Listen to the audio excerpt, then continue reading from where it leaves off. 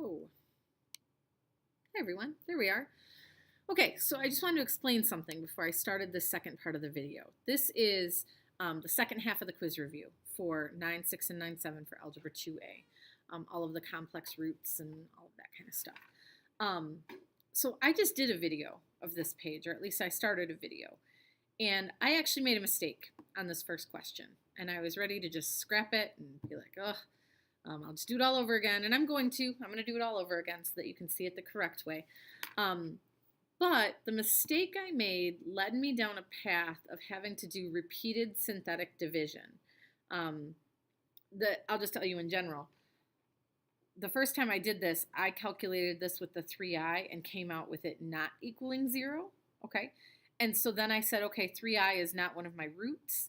And so then I found all of my roots and then I did synthetic division to divide all of those out. And what ended up happening is then I solved what I had left and found that 3i was actually, in fact, a 0.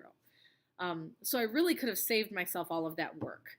And so I'm annoyed that I did all that. But I'm going to go ahead and post that video anyway, because I think you guys seeing the repeated synthetic division is important. Okay, so I just wanted you to understand that's why I posted that video, even though technically I didn't need to do the synthetic division. I think seeing the process is valuable to you as well.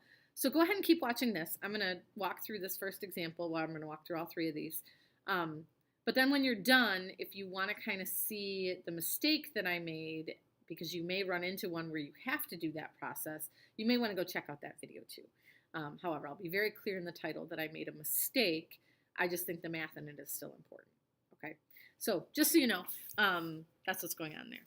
Let me get rid of my face. You don't want to see that. There we go. Okay. So these first three questions on number 5, it's just asking, is it true that these things make this function equal 0? And let me just get rid of all that junk. And really the only way to figure that out is to start plugging stuff in for x. So I'm going to plug in 3i for x. So 6 times 3i to the power of 5 minus 11 times 3i to the power of 4 plus 50 times 3i cubed minus 95 times 3i squared minus 36 times 3i plus 36. Okay. Oh, and I get this crazy, crazy, ugly thing. But if you really think about this number, and so this is the mistake I made in the last video, is I looked at that and I said, oh, well, it doesn't equal 0, so it's just a no. Okay? Your calculator is not always as perfect as you think that it is. All right? This is a really big, complex calculation for your calculator to do. And probably at some point along the way, your calculator had to do some rounding. And if you really think about what this number is, this would be like a 0.0000, like 10 zeros before the 3, and then 10 zeros before the 1i, okay? That's a super, super tiny number. And in your calculator's land, that number is essentially 0, okay? Your answer here should actually be a yes, all right? And I know that's weird looking at your calculator screen, and you might be wondering, when can I make that assumption? I mean, if it's teeny tiny like that, it's probably safe to say that it truly does equal 0. Worst case scenario, you say no, and then you go down the path that I went the first time I did this video, and you end up doing synthetic division just to find out that 3i is actually one of your roots. Okay, but your answer for this one should be yes.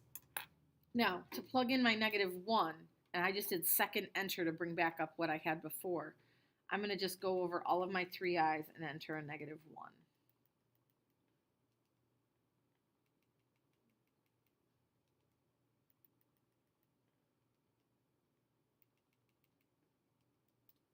Okay, that is not 0. Okay, that's not close enough to 0 to assume that it is 0. So this one is a no. Okay, and then f of 2, let's just plug in a 2, and I will have to delete a space on each one.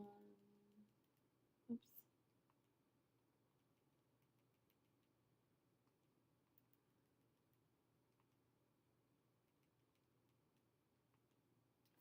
we go. And that one does also equal 0. So then it says, find all the zeros of f, okay? And so what I can do is, I know that I need 5 total, okay? And that's important to realize because my degree is 5. So I'm going to have 5 total zeros that I should be able to account for. So far, I have 3i, which as a bonus, I also get to add negative 3i to my list. And I have 2. All right, so I'm looking for 2 other zeros that weren't already covered on this list. And hey, it says try graphing. So let's see if we can get any other zeros off of the graph. By the way, if you didn't want to graph, or if graphing is not your thing, the other option I have is to turn all of these into factors, divide them all out of this original, boil it down to a quadratic, and then do quadratic formula. Okay, so I could do that if I wanted to, but it does say try graphing, so let's see if we can pull anything off the graph. I think I still have that in here from when I botched it before. I do. So I'm going to hit graph. I have my window shrunk a little bit, so if you want to make yours match mine, I changed it so my window is from -5 to 5, just so I can see what's going on a little better. Okay, and I'm going to use the Calc 0 option. Really what I'm looking for is, this 0 is the 2 that I already know about. I need to know what's this number and what's this number, okay? So I'm going to start with this one on the left, Calc 0. And I want to move my cursor so it's somewhere to the left, meaning this way, over here, of that point right there. And if I go to the left of that point, it should be down underneath this axis, right? So it should be where y turns negative. It's hard to see my cursor because it's jumping so far in one jump. But I can see right now that my cursor is somewhere off the screen down below. So I know that I'm to the left of that point. So I hit enter. Right bound, I'm going to move until my y value goes positive, and I can see it blinking up there at the screen. So I know I'm to the right of that point. And then hit enter one more time. -0.6 repeating means that -2/3 is one of my options. Okay. And then to find this one over here, I'm going to repeat the process. So Calc 0, move my cursor so it's closer to that point, but I don't want it to be right at, or I don't want it to go past it. So I'm watching my y values carefully to make sure I don't dip below this line. Okay, there I'm at 7, and there I jumped to -3. So I'm going to go back to where I was at 7. That's the left side of that point. Enter and go to the right, which means so I drop down below the line. And enter one more time. 0.5. So then I have 1/2. Okay. And lo and behold, 1, 2, 3, 4, 5. I have 5 zeros without having to do any sort of division. Okay. So that one I kind of lucked out on, that I didn't have to divide anything. If you watch my other video, what I'm going to do is I'm going to say this is a no. I'm not going to have these on my list. And then I'm going to use synthetic division to divide each one of those out of this thing. Okay?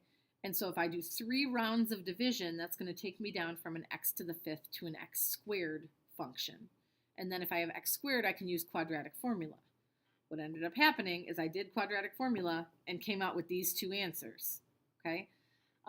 Which seems like a whole lot of work for nothing.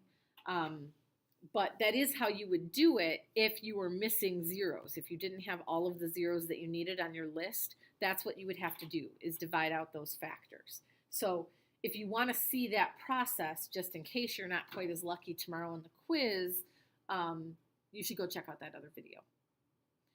Okay, number 6. Sorry, that made that problem take way longer than it should have. But number 6, find the conjugate of this thing in a plus bi form. Well, I can't worry about the conjugate until I actually simplify this and make this be an a plus bi form. Okay, so I'm going to do that, and I'm going to do it on my calculator because I'm lazy. So 3 plus 4i minus 2 times 4 minus 3i. Oh, what did I do wrong now? Oh, that is not an I down there at the end. Let's say it's the wrong thing. There we go. Okay, so this thing here is equal to -5 plus 10i. But be careful, because the question is not asking what is this equal, it wants the conjugate of that. So I need to take the conjugate of this, which would be negative 5 minus 10i. Okay, so I'm just switching that sign in the middle, and then that is my conjugate. Okay, and then number 7. I kind of got you started on number 7 in class, but we're looking to factor. Now, here's the thing with factoring. We learned all kinds of ways to factor, and so I would try those first. All right, so the first thing I would do is try normal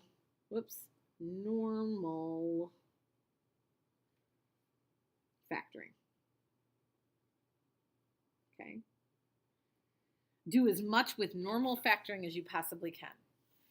If normal factoring doesn't take you as far as you need to be able to find all the roots or the zeros, then you can find zeros somehow, probably by graphing. Okay? Or quadratic formula. I guess if you got to the point where you had a quadratic, you could use factoring or graphing or quadratic formula here. Find your roots and then turn roots into factors by doing x minus whatever the root is. Okay? That's going to kind of defeat the purpose for us because it wants us to factor and then use the factors to find the roots, but sort of a workaround would be if we can find the roots, we could get the factors. Okay, but all of that's going to kind of be unnecessary for this one because we did figure out that there's a good way to factor this one, and that's with grouping. So out of this first set, I can pull t to the 4th, and then I would have t minus 3 left over. Out of this set, I'm going to pull a negative 1, which leaves me with a positive t, and if I take negative 1 out of 3, that's a minus 3. And that allows me to make this t minus 3 times t to the 4th minus 1. Now, this is a difference of 2 squares, so I can make this t squared minus 1 times t squared plus 1. And I'm not going to lose track of my t minus 3. Okay. And then this one goes farther because that's another difference of 2 squares. So that becomes t plus 1 and t minus 1. This one, though, can't go any further, so I'm just dropping it down, t squared plus 1. And then I'm dropping down my t minus 3. And I would say that's as far as I can get this thing factored. Now, I suppose since I can use complex coefficients, this could factor further. But if my ultimate goal is just to get the zeros, I can get zeros from something that looks like this. So I'm going to leave that alone for right now. Just compare a different color. So now, each one of those factors, I can find a 0 from by setting it equal to 0. So, for example, if t minus 3 equals 0, then t would have to equal 3. If t plus 1 equals 0, then t would be negative 1. You probably wouldn't need to write all of this out, right? But just so you can see my thought process here. T minus 1 is 0, so t would equal positive 1. This one, t squared plus 1 equals 0, which means t squared would equal negative 1.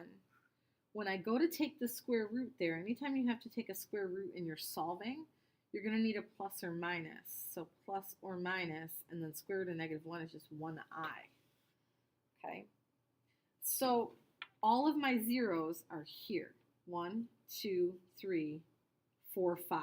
There's 2 there, right, because of the plus or minus. And then looking back at my original function, it's a 5th degree polynomial, so that right there is how I know that I found all of my possible roots. Okay. By the way, I could have done quadratic formula right here too. So if you come down to a factor that's a quadratic and you can't go much further, you could always throw it in quadratic formula. Okay. Oh, excuse me. And as I suggested in class, I would take a look at these review problems and just see if there's anything there that's going to throw you for a loop. If there is, you're welcome to ask about it in class tomorrow. We will take some time to go over questions on this stuff tomorrow, and then you'll take your quiz. Okay? All right. Have a great night.